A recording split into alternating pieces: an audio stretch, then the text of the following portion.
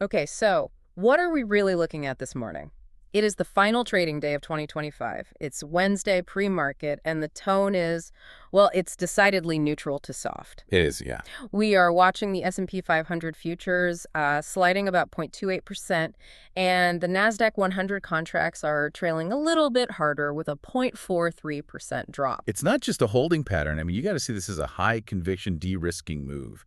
You look back at the whole year. Huge years. Huge year. The S&P 500 is still on track for what, a 17% gain for 2025? That's a massive success. But that's Santa Claus rally. Yeah, we were all hoping for it. We were, and it has just officially run out of energy as we get to the closing bell. And the most important data point of the day, it's not some economic report, it's the volume. The main driver here is just classic year-end position squaring. Right. And it's happening amidst a total liquidity vacuum. Trading volume is currently running maybe 25% below the 20-day average. And that's the thing. That lack of institutional participation is the theme of the day. And it makes the entire market just vulnerable to these ghost moves. Sentiment is capped. It's capped by the macro headaches we're carrying into the new year. I mean, we are still digesting those hawkish undertones from the latest Fed minutes. Which showed some serious divisions, right? Oh, genuine, deep divisions on the 2026 rate path. And that uncertainty, you combine it with the 10-year Treasury yield sitting stubbornly above 4% at 4.11%, it means institutional desks have one order. De-risk. De-risk. They are not chasing late highs. They are protecting their 17% gains. Exactly. But before we sign off on 2025, there's one technical pattern that I think we have to talk about because it seems to defy logic right now. And it's the key risk retail traders are just completely missing. What is it? A huge technical divergence flashing right now in the Magnificent Seven. We have to address that before the January open because it suggests the index strength is, well, it's paper thin. We absolutely do. But first, let's see which kickers are actually trying to push the implied open a little higher. Because despite this soft tape, there are clear signs that the core AI CapEx durability thesis is still alive. Okay, yeah. Take Nike, NKE. It's up 1.5% pre-market. And the catalyst. CEO Elliott Hill dropping $1 million on an insider buy. That's a serious vote of confidence, especially for a company that's been struggling with its narrative. That's the signal. I mean, that's the one you have to pay attention to. In this low-conviction environment, when the CEO puts a cool $1 million of their own capital into the stock, right, it validates the internal models. It tells the street that the 2026 recovery isn't just a slide deck. It's structurally sound. Then you look at Nvidia, NVDA. It's active again this morning. How is this? News that ByteDance is planning a substantial $14 billion AI chip spend for 2026. This really reinforces that AI CapEx durability thesis. It does. But let me challenge that for a second. If the price action for tech has been so choppy, doesn't a $14 billion spend from a company like ByteDance, doesn't that signal a bit of desperation to catch up, rather than smooth, predictable demand? That's a great point. I mean, it tells us the core belief is still there, that the hyperscalers must spend billions to stay relevant. That's non-negotiable. But the risk, the geopolitical risk, that nagging export control uncertainty, that's still the push-pull that's capping the upside on NVDA, right? Absolutely. And speaking of that arms race, Meta is also climbing.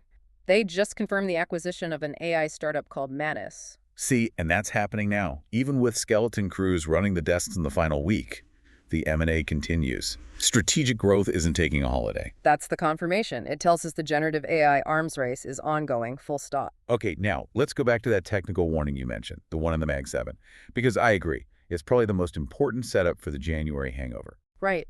The index charts look fine because of the sheer weight of those names, but what happens when you actually look under the hood? Well, you have NVDA and Meta holding up. They're even showing gains. So which names are actually responsible for the erosion in the Nasdaq 100 this morning? The divergence is stark. The weight is being pulled down by names like Tesla and Apple, which are showing relative weakness, and Alphabet too. So it's not a unified rally. Not at all. And if the top-performing half of the Mag 7, the pure AI plays, if they can't generate enough momentum to pull the rest of the group up, then the index strength is an illusion. An illusion built on short-term capital flows, not real conviction. Exactly. And if that weak underbelly gives way, the sell-in pressure could accelerate really, really quickly. Which brings us directly to the levels. We have to define the lines in the sand for today. And with this low liquidity, we have to be precise. Small orders can create those dangerous ghost moves. Exactly. You cannot confuse a spike caused by thin volume for a genuine trend shift. And a quick tactical note for you.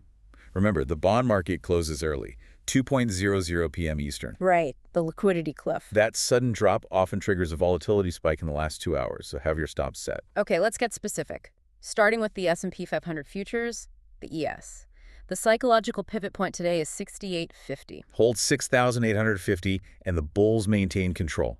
They kept that psychological prize, that massive year-end push toward the 7,000 handle in play. 7,000 would be an extraordinary way to close the year. It would be a huge confidence boost. But if we breach 68.50, if that de-risking accelerates, where is the institutional defense program to step in? It lands right on 67.72. That's the critical level. It represents the 50-day exponential moving average, the institutional floor. And losing that floor isn't just a dip. No, it signals a break in the entire short to medium-term structure. It erases the late December momentum and sets a much tougher tone for January. Okay, so that's the floor. What's the ceiling?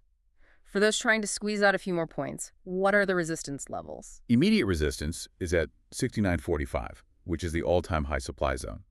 And then, importantly, 69.60. 69.60. Why that specific level? It's the 161.8% Fibonacci extension. It's a key technical target for algorithmically driven moves. In this environment, the machines are running the show, and they respect those mathematically defined levels when the humans are checked out. So those are the algo targets. Got it. Hey. Now for the Nasdaq 100, the NQ, the relative underperformer, the line in the sand here is 25,400. Above 25,400, we're just in a corrective consolidation phase. It's healthy. And you're keeping your eyes on that 25,800 resistance cluster. That's the level that needs a decisive break. Right, to signal new life. But if that witness accelerates and we sink below 25,400, That's a bad sign. that confirms a lower high structure. It firmly shifts the bias toward a bearish Q1 outlook.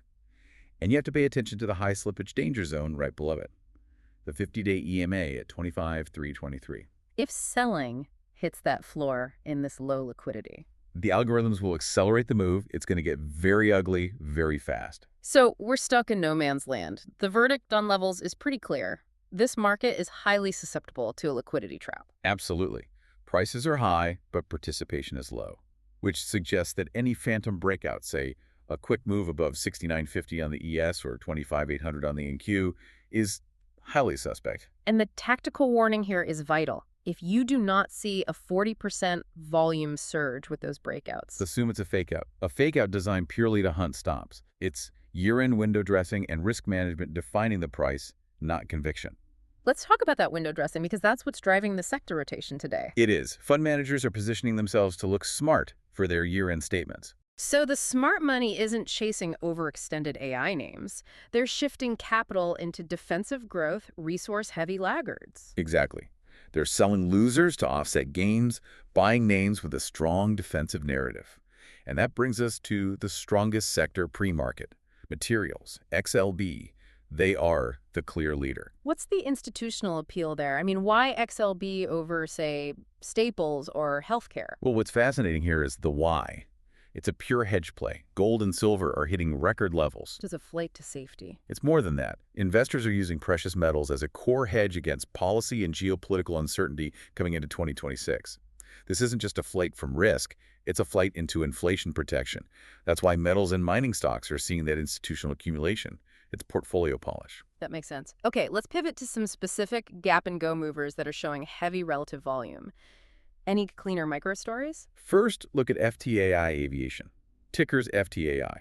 The stock surged 14% yesterday, and volume is still double its 30-day average this morning.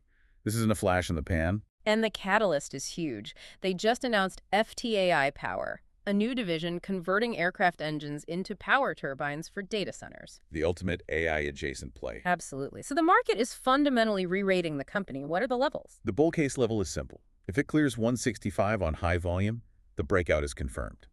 But if it fails to hold 148.50, that signals a classic sell the news event. Got it. Next up, Tarsus Pharmaceuticals, TARS. Relative volume is 3 times normal. It's up 50% year-to-date. So it's attracting momentum buyers. The optimism is around their product, XDEMVY, but more importantly, it's the chatter about a potential 2026 M&A exit. Biotech M&A is hot.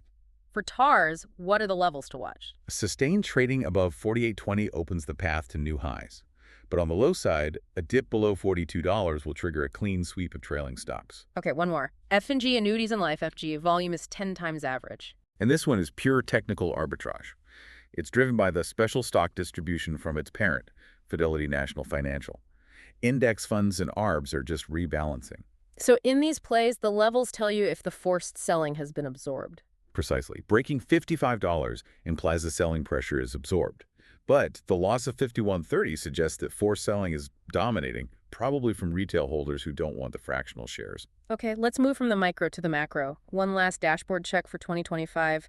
The 10-year Treasury yield is at 4.12%, easing a bit, and the DXY is at 98.42. So the immediate question is, we have lower yields compared to the 4.8% peaks, but tech is still acting exhausted. Why is tech ignoring this? Because the tailwind is fading, the internal engine of tech is facing deeper scrutiny. We're no longer asking how much does money cost, we're asking where is the AI return on investment? And that narrative shift, that is the pain trade retail, is completely missing right now. The crowd is so positioned long Fed pivot, they assume lower inflation just automatically means lower yields. That assumption is the blind spot. So if the 10-year yield spikes now, why would a move towards, say, 4.30% hurt more than the move toward 4.8% did earlier this year? Because the driver is different. The previous spike was tied to a strong economy.